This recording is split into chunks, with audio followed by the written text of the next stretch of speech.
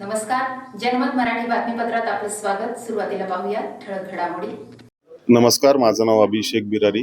मी MEA Nashik चॅप्टरला represent करतोय. MEA हा Maratha entrepreneurs association नावाची संघटना 2014 पुणे येथे स्थापन झालेली आहे.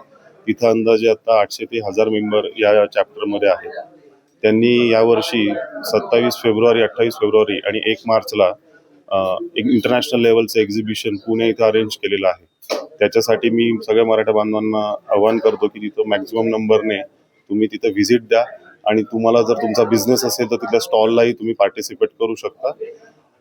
नाशिकमध्ये येत्या 8 तारखेला 8 फेब्रुवारी 2026 रविवारी एक्सप्रेस इन इथं नाशिक बेस्ड चॅप्टर MEAचा नाशिक चॅप्टर लॉन्च होतोय.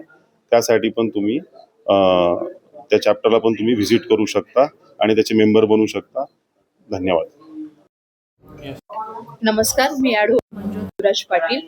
मराठा एंटरप्रेन्योर असोसिएशन पुणे हा चॅप्टर पुण्यामध्ये 2014 साली स्थापन झाला होता. तो मराठी बांधवांसाठी स्थापन करण्यात आला होता की जे मराठा उद्योजक आहेत त्यांच्या ज्या काही अडीअडचणी आहेत त्या रिझॉल्व्ह करण्यासाठी हा चॅप्टर लॉन्च झाला होता पुण्यामध्ये. तर त्यांनी आता पूर्ण महाराष्ट्रभर हे चॅप्टर लॉन्च करण्याचा उद्देशानं सगळ्या जिल्ह्यांमध्ये चॅप्टर लॉन्च होत आहेत.